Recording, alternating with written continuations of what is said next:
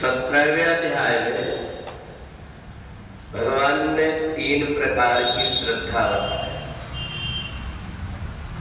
मूढ़ग्राहेण आत्मनो यत् वीर्यात् क्रियते तपः परस्योद साधनार्थम व तत्कामः।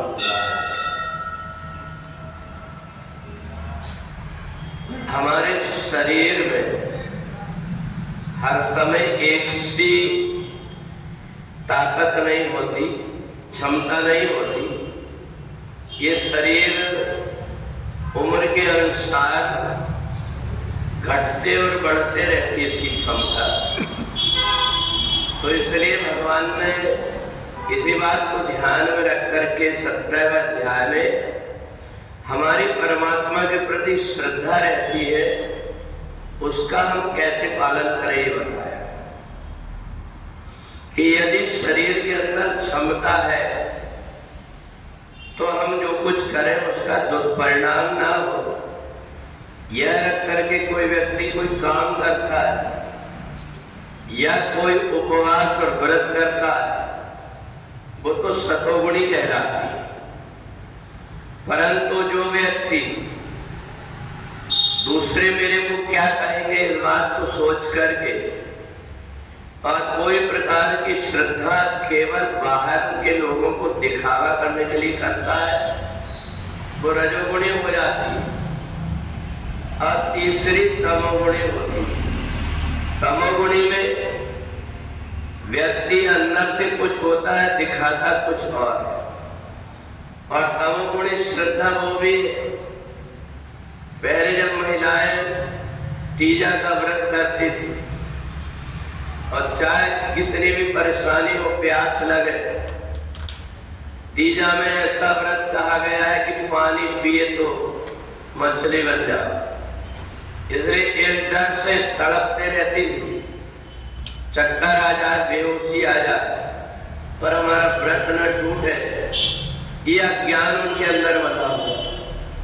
भगवान इतना दयालु है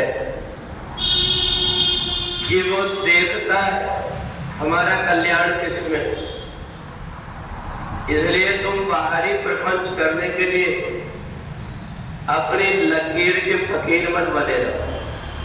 जब जैसी परिस्थिति कोई व्यक्ति ने ये सोच लिया कि मेरे को नंगे पैर ही चलना, कितनी धरती तप रही, पहले के तापमान में और अब के तापमान में बहुत अंतर आ गया। पहले व्यक्ति बिना पंखा के कूलर के रह करके अपना जीवन जी लेता।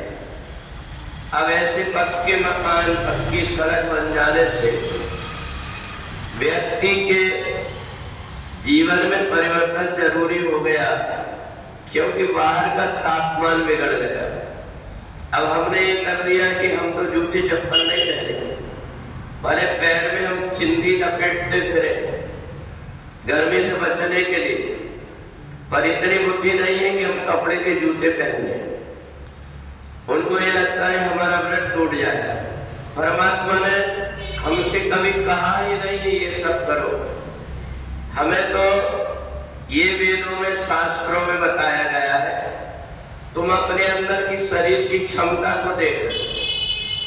अगर व्रत कर रहे हो, तुम्हें ब्लड प्रेशर बढ़ने लगा, शुगर की बीमारी हो गई, तो ये मत सोचो कि हमारा व्रत का क्या होगा। व्रत का कुछ भी नहीं होगा। परमात्मा इतना कठोर नहीं है कि तुम्हारी किसी बात से वो रूठ जाए। और इसलिए देश, काल, परिस्थिति और शरीर की क्षमता को देख करके व्यक्ति अगर परमात्मा से जुड़ता है तो परमात्मा को प्रसन्नता होती है। जिस प्रकार से अपने माता पिता हमें देख करके कह रहे, देखो तो इसका व्रत है, कितना परेशान हो रहा है, इतनी बुखार चढ़ी है, पर क्या करें, खा नहीं सकता क्योंकि इसको व्रत करना है। तो जितने माता पिता दुखी होते उससे ज्यादा परमात्मा दुखी होता है, हमारी अज्ञानता के कारण, हमारी मूर्खता के कारण।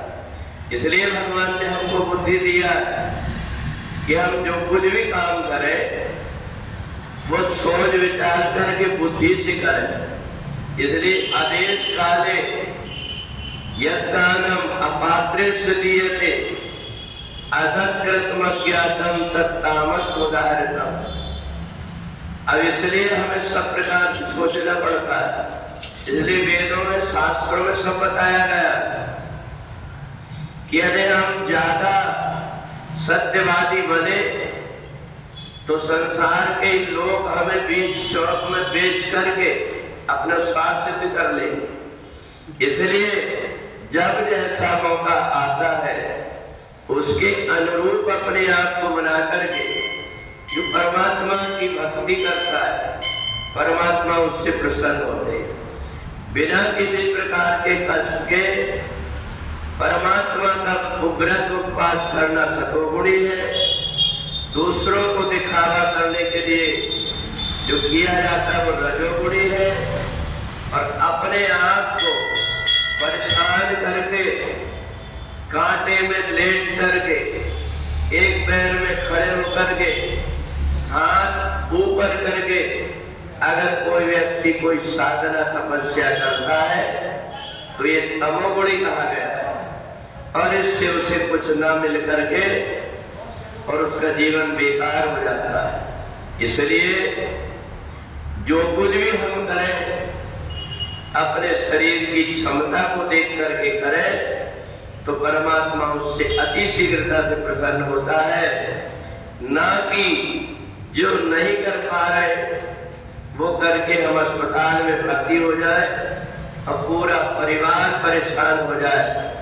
ऐसी उपासना से बैठ करके भगवान का कीर्तन कर लेना, गीता पढ़ लेना, एक दो दोहा रामचरितमानस के पढ़ लेना, परमात्मा उससे प्रसन्न हो जाए।